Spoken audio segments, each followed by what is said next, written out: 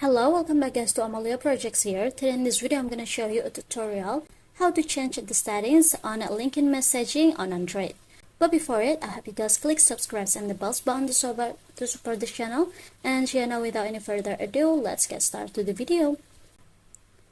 Well guys, here first thing first, here of course you just have to open your LinkedIn applications, and now in this LinkedIn page, go ahead to your profile here at the top left, and after tap on the settings.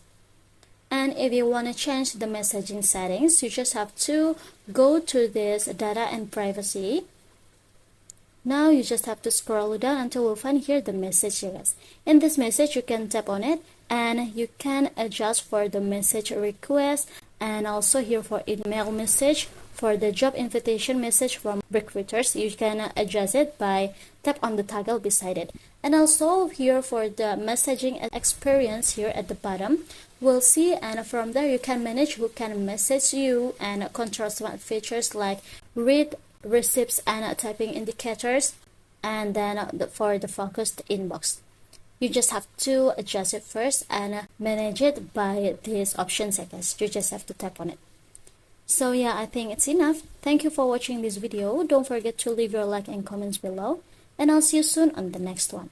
Goodbye.